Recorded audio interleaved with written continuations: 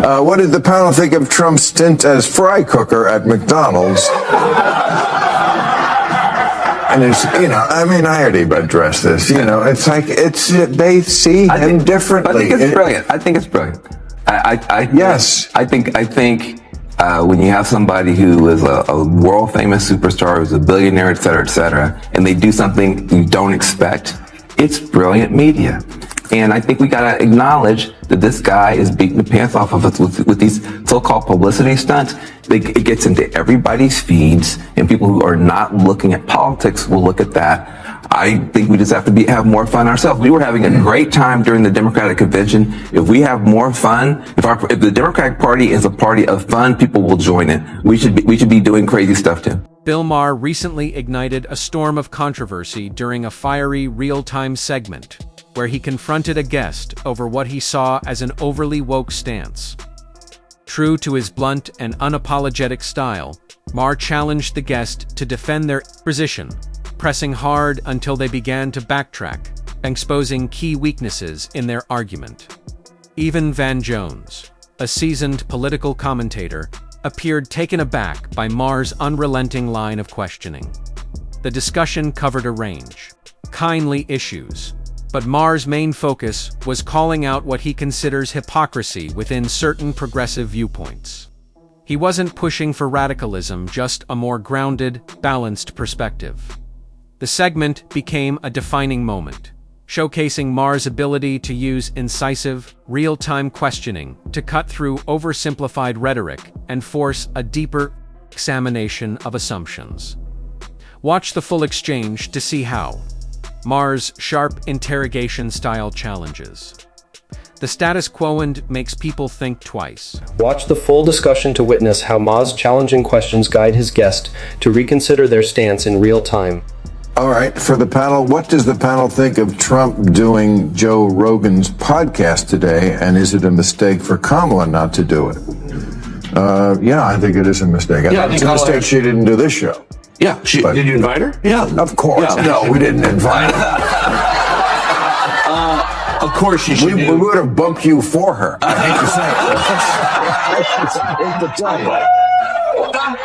hate to tell you.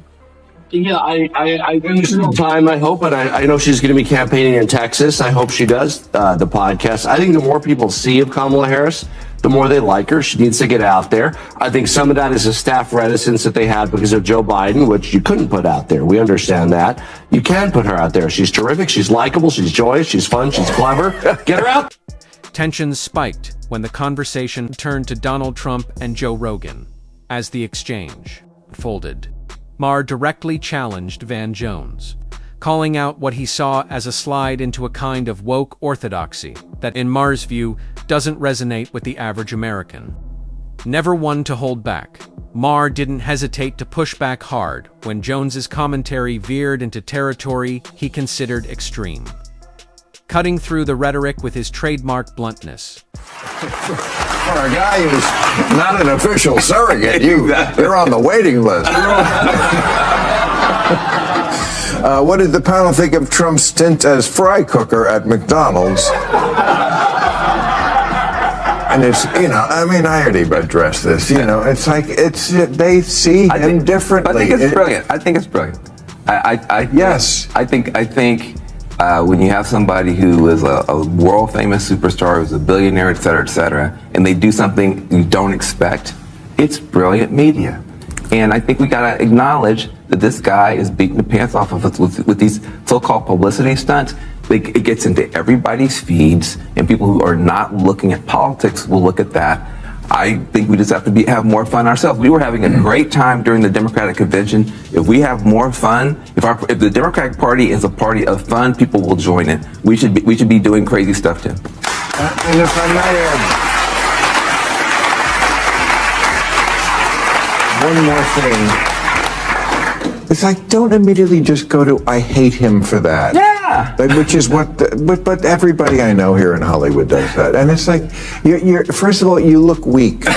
You look weak. You look like you're so easily gotten. Yes. You look like you overreact to anything. I think politics comes out of personality. I'm going to do something extensive on this one day, but personalities. We're your personality first. I know people who are conservative politically because I know them. That's just who they are. They're squares. and that's okay. And there are people who just, like, they think Trump is fun like that. I don't get it, but I don't get Taylor Swift. Taylor Swift carries herself with class. Kamala Harris, that's a different story.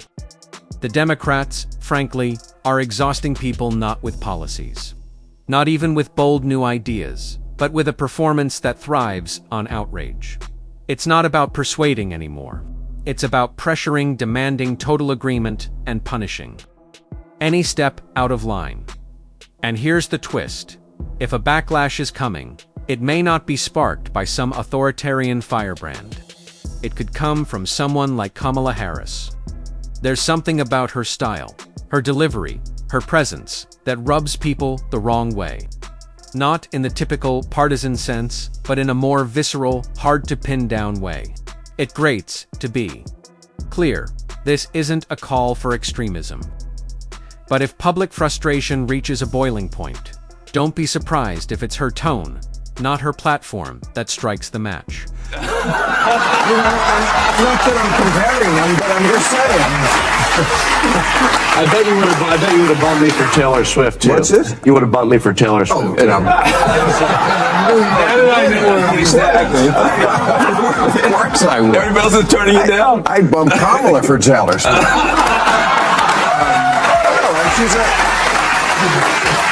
I'm just saying. I really she's a classy person, and the success she's had, the influence she's had is amazing. I just, not your cup of tea. Nikki Glaser was doing my podcast, and I said, I don't get this, Nikki. You've been to 18 concerts. Tell me. And she's like, the music is so amazing. And she said, just watch the Eras tour. It's a 3-hour thing on Apple, I think. And I did not move the needle at all. This is not great music. To me, but that's just me. I don't get her music, and I don't think Trump's jokes about Arnold Palmer's dick are funny, but other people do. It's not relevant. So for those of us who love Taylor Swift, and I'm a big Swiftie, that is some of the fun that Kamala Harris is bringing into politics. So I did a Swifties for Kamala kickoff in Nevada, where I was just campaigning for her. We got all this energy, exchanging friendship bracelets and having fun. So there's a lot of joy there, Bill. And I'll give you your friendship. Let's be honest. When people claim there's nothing entertaining about Donald Trump, I find that hard to believe. Like him or not, the man has presence. He's unpredictable, bizarre, and often intentionally or not downright funny. I've disagreed with plenty of politicians and still found them charismatic or amusing. Trump's like a walking caricature, with a sense of timing that occasionally hits comedic gold. You don't have to support him to admit there's a strange, offbeat charm that makes him impossible to ignore. Knock